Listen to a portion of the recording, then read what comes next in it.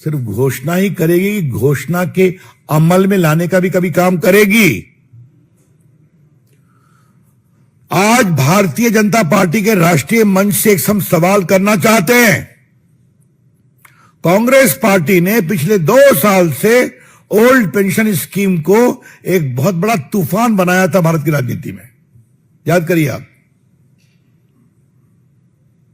समझ सो कि राहुल गांधी प्रियंका जी हो गई तो उनसे भी कहा दिया गया हिमाचल के चुनाव में कि हम ओल्ड पेंशन स्कीम को लागू करेंगे। जो हमारे दिल्ली के पत्रकार गए होंगे उनको याद होगा, उनके पुराने रील्स को निकाल लीजिए। राहुल गांधी से सवाल नंबर 1, आपकी सरकार ने हिमाचल में अभी तक ओल्ड पेंशन स्कीम लागू किया क्या? मैं फिर पूछ रहा हूं भाजपा के राष्ट्रीय मंच से, Congress party in general and Rahul Gandhi in particular, please tell the nation, did you implement the old pension scheme as promised in the Himachal election?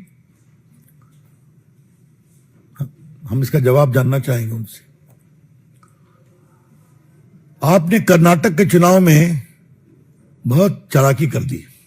वहां क्या कहा आपने कि हम 2006 के पहले के जो कर्मचारी हैं उन्हीं के बारे में करेंगे। उनकी संख्या कितनी है? सिर्फ 13,000। समझे आप? चुनाव हुआ लास्ट ईयर और देंगे खाली 6 के पहले रिटायर होने वाले कर्मचारियों को। तेलंगाना में तो मैंने सुना है कि वहां हल्के से कहा गया। और अभी जो 24 के लोकसभा का चुनाव हुआ उसमें तो मैनिफेस्टो में मेंशन करने की भी शर्म नहीं बची। मैं रिपीट कर रहा हूं, the Congress party has become so very of the palpable falsehood of his assurance about pension that it could not muster the courage to include that as a part of its manifesto in the Lok Sabha election. Rahul ji क्या करते हैं भाई? कितना झांसा देते रहते हैं। कभी तो सही बोलिए, और बोलिए तो कर दीजिए, और नहीं करते हैं तो मत बोलिए। हमने तो नहीं कहा आपको बोलने के लिए। नमस्कार दोस्तों, पुरानी पेंशन को लेकर भारतीय जनता पार्टी के प्रवक्ता देखिए किस प्रकार से एक दूसरे पर कीचड़ उछालने में लगे हुए हैं।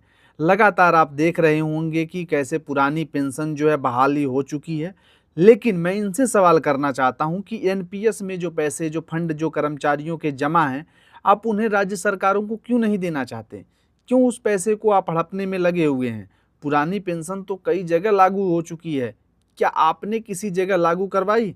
जो कि आपका केंद्र सरकार जो है लगातार मांग चल रहा है कि केंद्र सरकार पुरानी पेंशन को बहाल कर दे ताकि राज्य सरकारें अपने जो है नियमित हिसाब से जो है काम कर सकें। क्योंकि राज्य सरकारें जब बहाल करती हैं तो जो उनका एनपीएस का पैसा जमा होता है वो फंड आप वापस तो लौटाते नहीं हो। क्यों नहीं लौटाते भाई? ये बड़ा सवाल है। लगातार आप देख रहे होंगे कि किस प्रकार से कौन जो है कर्मचारी विरोधी रहा है और कर्मचारियों के हित में किसने काम किया है। लगातार हम लोग सच्चाई दिखाते रहेंगे। इस प्रकार से काम चलने वाला नहीं है। लगातार आप लोगों ने झूठ बोलने का काम किया है। अभी ईपीएस 95 पेंशनरों को खुले मंच से प्रकाश जावड़ेकर जी ने वादा किया था, लगातार वीडियो बनी हुई है। अभी तक उन बेचारों बुजुर्गों का काम नहीं हुआ और आज आप सरकारी कर्मचारियों के हक मारने की बात कर रहे हो। जो पार्टी ने अपने मैनिफेस्टो में कम से कम वो चीज़ें लिखी, तो चलो उन्होंने दिया न दिया वो अलग की विषय है, उस पर हम अलग से चर्चा कर लेंगे। लेकिन उन्होंने इस बात को एक्सेप्ट किया, माना कि करना चाहिए। ये कर्मचारियों का दुर्भाग्य है कि उन्होंने आपको सरकार चुना, आपके भरोसे बैठे रहे। नहीं तो अगर आज शायद जो है कांग्रेस जीती होती तो हमारी पुरानी पेंशन हमें मिल सकती थी। क्यों हम ऐसा कह रहे हैं? कई सारे राज्य सरकारें जो हैं जहाँ पे कांग्रेस की सरकार है वहाँ पुरानी पेंशन बहाल है। जहाँ अरविंद केजरीवाल जी की सरकार है वहाँ पुरानी पेंशन बहाल है। अब देखो, तो भारतीय जनता पार्टी एक दूसरे पर कीचड़ उछालने में सबसे आगे रहती है। इनके प्रवक्ता तो बैठे रहते हैं कि कब किसी के ऊपर कीचड़ उछाला जाए, जबकि जब सारे कर्मचारियों की एक मुख से मांग है कि सिर्फ और सिर्फ पुरानी पेंशन बहाल की जाए। पुरानी पेंशन के ऊपर क्यों चर्चा नहीं होती? क्यों मंथन नहीं होता? कर्मचारी ने बार बार कहा है कि उन्हें सिर्फ और सिर्फ पुरानी पेंशन चाहिए।